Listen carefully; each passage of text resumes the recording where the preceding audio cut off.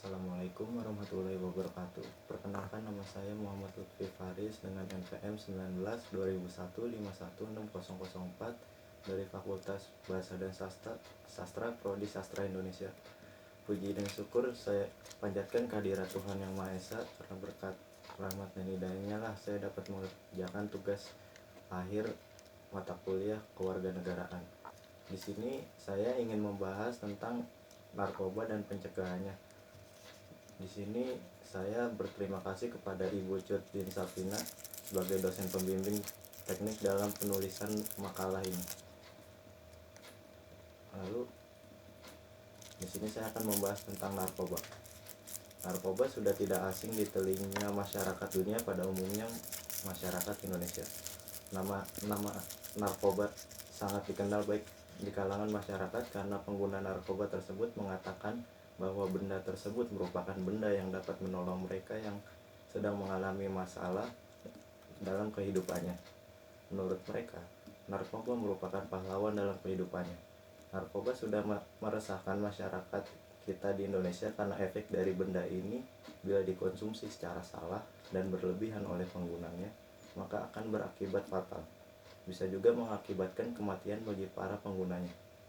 Dampak negatif selain kematian, narkoba akan merusak sistem saraf bagi para penggunanya, sehingga tidak jarang para pecandu sering terganggu sistemnya. Namun, dengan ancaman yang akan dirasakan oleh para pecandu narkoba, kebanyakan mereka tidak akan menghiraukannya. Hal tersebut malah akan membahayakan keselamatan mereka sendiri.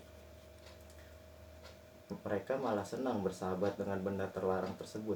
Bagi mereka, narkoba merupakan sahabat tanpa jiwa yang memiliki kekuatan dalam menolong mereka ketika mereka membutuhkannya. Kasus pecandu narkoba dari tahun ke tahun semakin meningkat. Kebanyakan para penggunanya, yaitu orang-orang sukses yang memiliki uang berlebih sehingga mendapatkan narkoba, merupakan hal yang tak susah. Namun, yang lebih parah lagi, kasus pecandu narkoba dari kalangan remaja pun sudah ada. Hal tersebut menjadi kekhawatiran para orang tua, guru, dan pihak lainnya.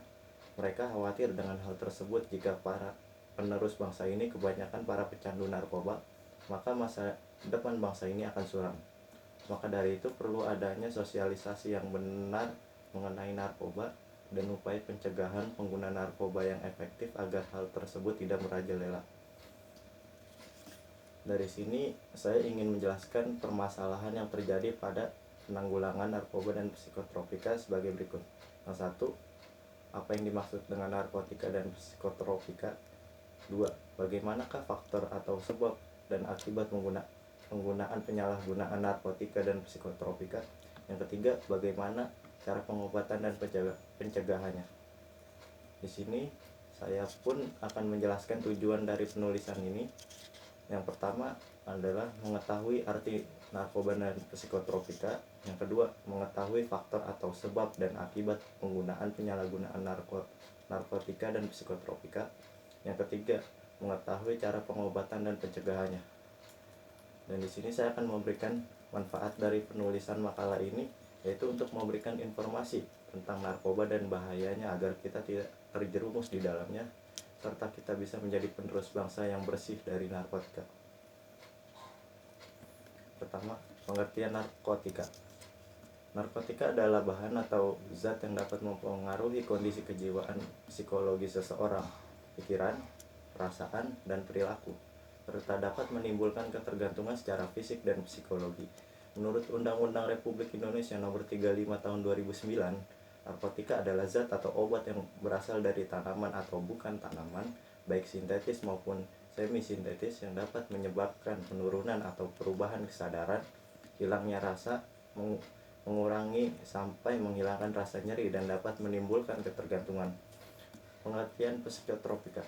Menurut Undang-Undang Republik Indonesia Nomor 35 Tahun 2009, psikotropika adalah zat atau obat, baik alamiah maupun sintetis, bukan narkotika, yang berkhasiat proaktif melalui pengaruh selektif dan susunan saraf pusat yang menyebabkan perubahan khas pada aktivitas mental dan perilaku.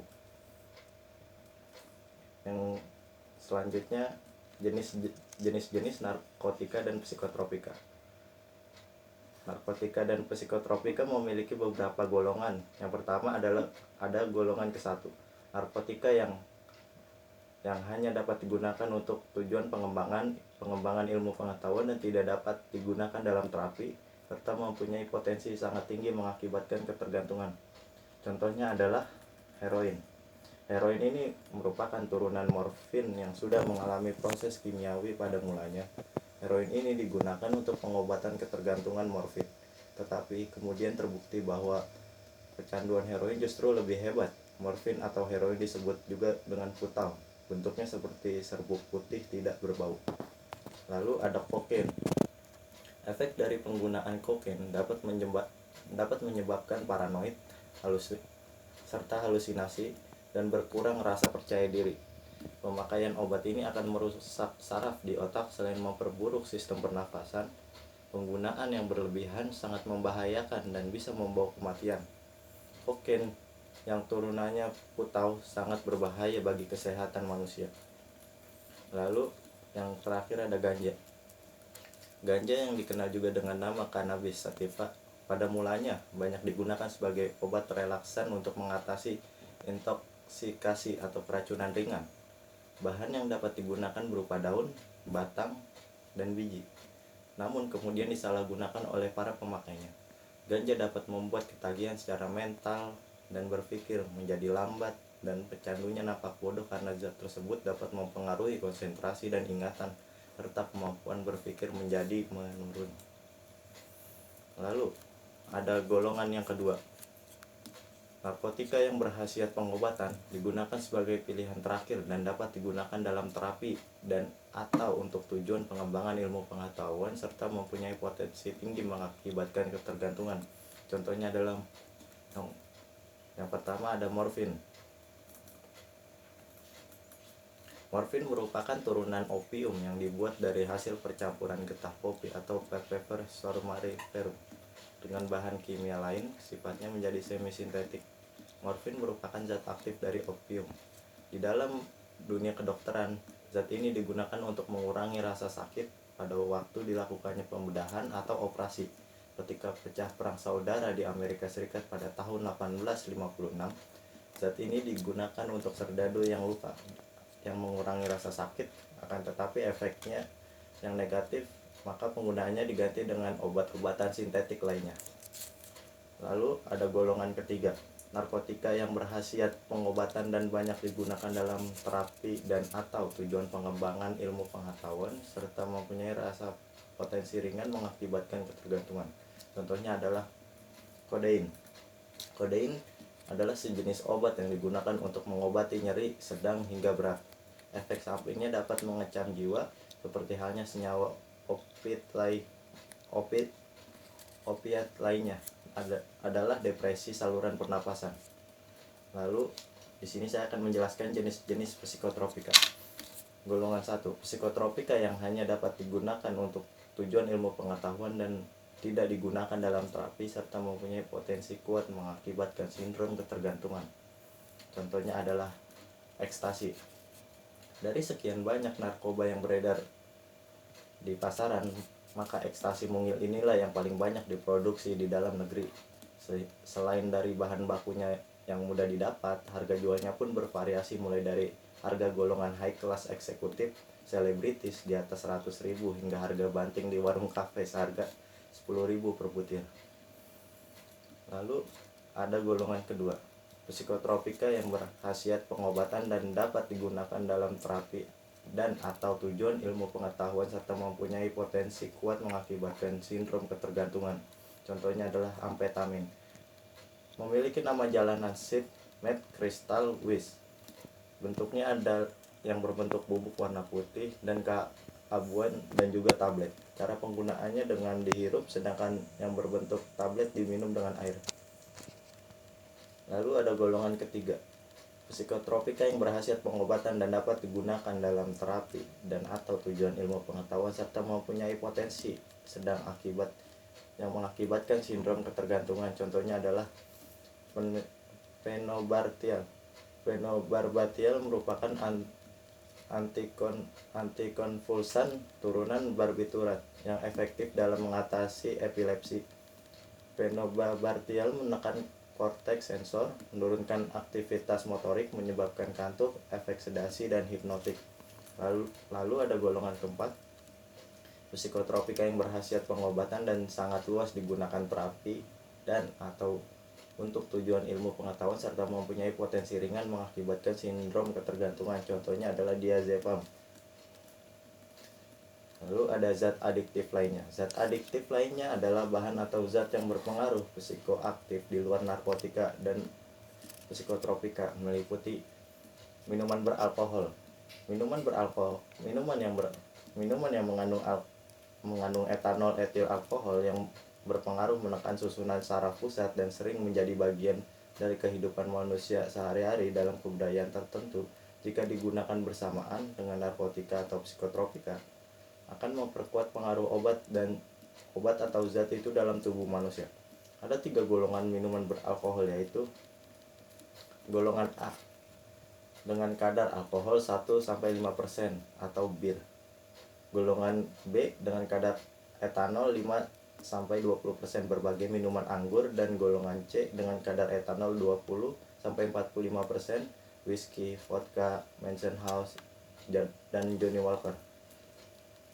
Lalu ada inhalasi atau gas yang dihirup, dan solvent zat pelarut mudah menguap berupa senyawa organik yang terdapat pada berbagai barang keperluan rumah tangga, kantor, dan sebagai pelumas mesin. Beberapa yang sering disalahgunakan adalah lem, thinner, penghapus cat, kuku, dan bensin. Lalu ada tembakau.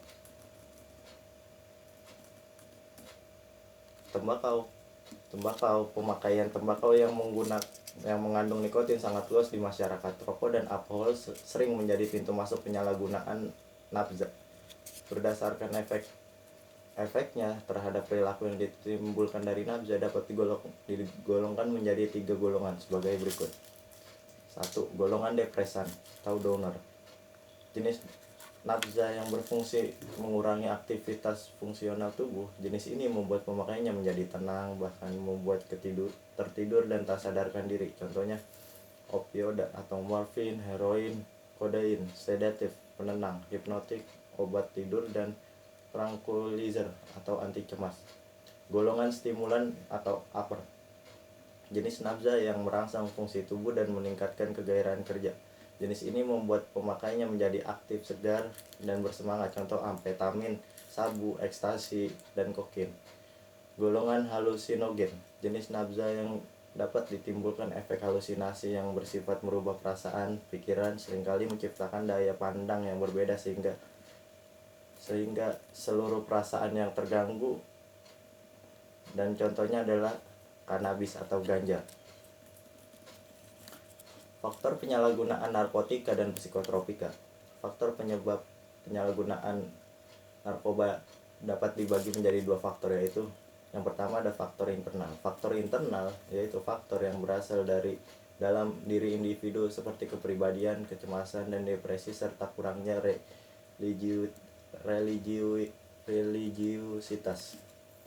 Kebanyakan penyalahgunaan narkotika dimulai atau terdapat pada masa remaja, sebab remaja yang sedang mengalami perubahan biologi, psikologik, maupun sosial yang pesat merupakan individu yang rentan untuk menyalahgunakan obat-obat terlarang ini.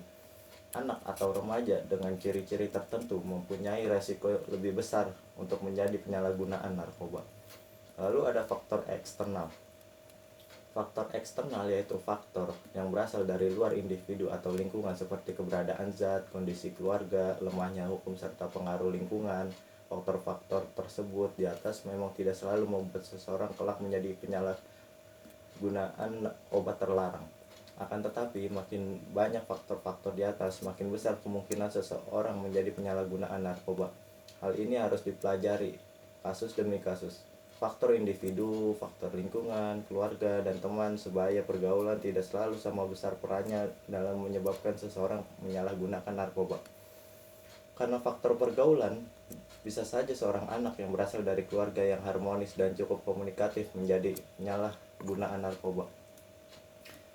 Dampak penyalahgunaan narkotika dan psikotropika. Penyalahgunaan narkotika dan psikotropika adalah penggunaan salah satu atau beberapa jenis narkotika dan psikotropika secara berkala atau teratur di luar indikasi medis, sehingga menimbulkan gangguan kesehatan fisik, psikis, dan gangguan fungsi sosial. Akibat dari penyalahgunaan yang dilakukan terlalu sering akan menyebabkan ketergantungan. Dampak pada tubuh manusia. Yang diserang dari narkotika dan psikotropika ini ada otak dan susunan saraf pusat yang berakibat pada gangguan daya ingat, gangguan perhatian atau konsentrasi, gangguan bertindak rasional, gangguan persepsi sehingga menimbulkan halusinasi, gangguan motivasi sehingga malas ke sekolah atau bekerja, dan gangguan pengendalian diri sehingga sulit membedakan mana yang baik dan mana yang buruk. Lalu ada saluran napas yang terjadi radang paru dan pembengkakan paru-paru. Lalu jantung, terjadi peradangan otot jantung, penyempitan pembuluh darah jantung. Hati, terjadi hepatitis B dan C yang menular melalui jarum suntik atau hubungan seksual. Lalu ada penyakit menular seksual dan HIV atau AIDS. Para pengguna nafza dikenal dengan perilaku seks resiko tinggi, sehingga mereka mau melakukan hubungan seksual demi mendapatkan zat atau uang untuk membeli narkotika. Penyakit yang terjadi adalah kencing nanah, raja singa, dan lain-lain. Pengguna nafza juga menggunakan jarum suntik secara bersama-sama membuat angka penularan HIV atau AIDS makin meningkat. Kulit terdapat bekas suntikan bagi pengguna yang menggunakan jarum suntik, sehingga mereka menggunakan baju atau lengan panjang. Lalu ada sistem reproduksi sering terjadi kemandulan. Komplikasi pada kehamilan meliputi ibu mengalami anemia, infeksi vagina, hepatitis, dan AIDS. Kandungan mengalami abortus, racunan kehamilan, bayi lahir mati, dan janin mengalami pertumbuhan yang terhambat prematur dan berat bayi rendah. Lalu ada dampak sosial. Lingkungan keluarga sering terjadi pertengkaran dan mudah tersinggung. Orang tua resah karena barang berharga sering hilang. Perilaku menyimpang anak, berbohong, mencuri, tidak tertib, hidup bebas, dan menjadi aib bagi keluarga. Putus sekolah atau menganggur karena dikeluarkan dari sekolah atau pekerjaan sehingga merusak kehidupan keluarga dan kesulitan keuangan. Orang tua menjadi putus asa karena pengeluaran uang meningkat untuk biaya pengobatan dan rehabilitasi anaknya. Lalu dampak selanjutnya adalah dari lingkungan sekolah, merusak disiplin dan motivasi belajar, meningkatnya tindak kenakalan, membolos, dan tawuran pelajar. Lalu ada mempengaruhi peningkatan penyalahgunaan di antara sesama teman sebaya. Lalu di lingkungan masyarakat, terciptanya pasar gelap antara pengedar dan bandar yang mencari penggunanya. Pengedar dan bandar menggunakan perantara remaja atau siswa yang telah menjadi ketergantungan. Meningkatnya kejahatan di masyarakat seperti perampokan, pencurian, pembunuhan, dan membuat masyarakat menjadi resah. Gejala perubahan sebagai dampak penyalahgunaan nafza. Ada perubahan fisik. Saat menggunakan nafza, para pengguna jalan sempoyongan, bicara pelo atau cadel, apatis, acuh tak acuh, mengantuk, dan agresif. Bila terjadi kelebihan dosis, terjadi sesak nafas, denyut jantung, dan nadi lambat, kulit terasa dingin, dan bahkan meninggal dunia. Saat sedang ketagihan, mata menjadi merah, hidung berair, menguap, terus diare, rasa sakit di seluruh tubuh, malas mandi, kejang, dan kesadaran menurun. Pengaruh jangka panjang dari penggunaan narkotika adalah akan berakibat pada penampilan tidak sehat, tidak peduli terhadap kesehatan dan kebersihan, gigi keropos, bekas suntikan pada lengan. Lalu perubahan sikap dan perilaku. Prestasi di sekolah menurun, tidak mengerjakan tugas sekolah, sering membolos, pemalas, dan kurang bertanggung jawab. Pola tidur berubah, begadang, sulit dibangunkan pagi hari, dan mengantuk di kelas atau tempat kerja. Sering berpergian larut malam, terkadang tidak pulang tanpa izin. Sering mengurung diri berlama-lama di kamar mandi dan menghindari bertemu dengan anggota keluarga yang lain. Sering mendapat telepon dan didatangi orang tidak dikenal oleh anggota keluarga yang lain. Lalu pencegahan penyalahgunaan narkotika dan psikotropika. Di sini saya akan menjelaskan tentang pencegahan terhadap diri sendiri.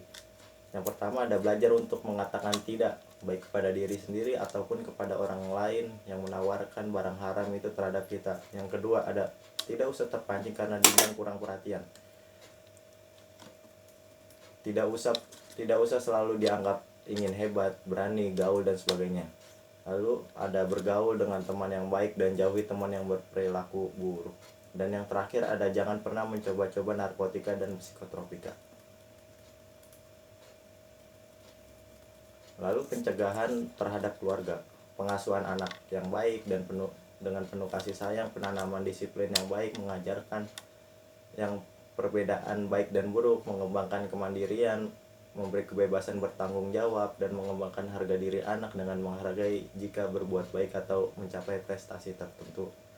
Ciptakan suasana yang hangat dan bersahabat sehingga membuat anak rindu untuk pulang ke rumah, meluangkan waktu untuk kebersamaan, dan orang tua menjadi contoh yang baik.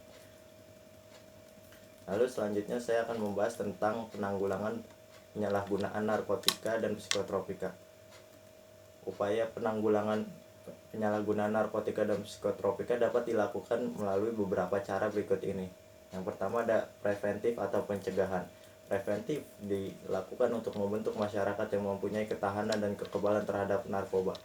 Pencegahan adalah lebih baik daripada pemberantasan. Pencegahan penyalahgunaan narkoba dapat dilakukan dengan berbagai cara seperti pembinaan dan pengawasan dalam keluarga, penyuluhan oleh pihak yang kompeten baik di sekolah atau masyarakat, pengajian oleh para ulama dan pengawasan tempat-tempat hiburan malam oleh pihak keamanan, pengawasan distribusi obat-obatan ilegal, dan melakukan tindakan-tindakan lain yang bertujuan untuk mengurangi atau meniadakan kesempatan terjadinya penyalahgunaan narkoba.